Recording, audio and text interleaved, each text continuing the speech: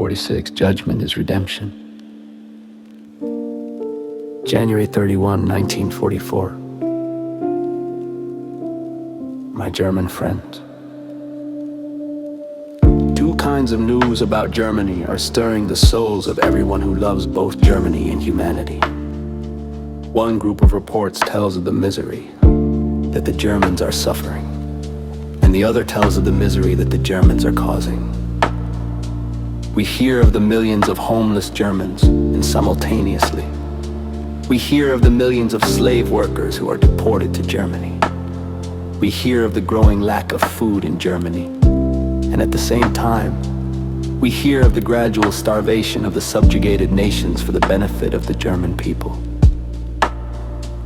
If the reports about what the Germans are committing awaken horror and the demand for revenge, the reports about what the Germans are experiencing stimulate compassion.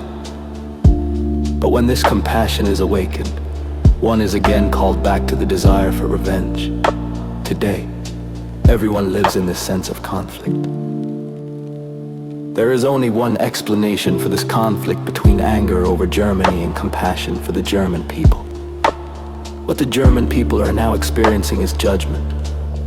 But as judgment, it is a path to salvation. I will never forget how, already in 1933, deeper-seeing Germans foresaw the judgment that is now passing. A part of their characters saw clearly into the future. Another part, determined by inertia and fear, obscured this view.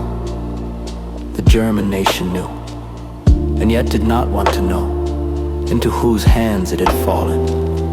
It knew that it was bringing a debt on itself. Now the judgment is present and is erupting more fearfully with every day. Seldom have guilt and judgment so quickly followed one after the other. Seldom has an attack on the moral world order so quickly been turned into an event of destruction. Are the German people ready to desire to see this? Everything depends on their doing that, because then the judgment will be salvation. We don't speak of the judgment that is now passing on the German people out of self-righteousness. If one nation says of another that the other is more wicked than itself, then the self-righteous nation is in greater danger than the unjust one. We look at it as a visible example of the moral world order, which asserts itself against anyone who violates it. It is a frequent event in history that a nation which recognizes its guilt and takes the judgment on itself develops strength that more fortunate nations lack, of course.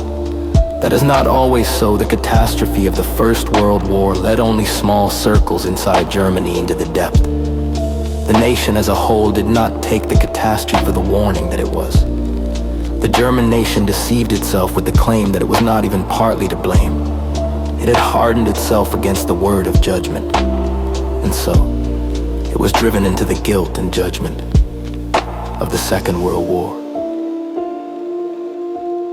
If the German people does not acknowledge the judgment of the Second World War, it will bring on itself total destruction. But I want to conclude with the great truth that judgment is salvation when it is accepted as judgment. If what is being experienced today purges the German people of the things that turned them into the instruments of the Nazis, then they are on the path of salvation. When the German nation ceases to swing to and fro between an outrageous arrogance and an absurd sense of inferiority, then a new Germany will be born. If the German nation is healed of falling on its knees before power without spirit, then the path of judgment has become the path of salvation.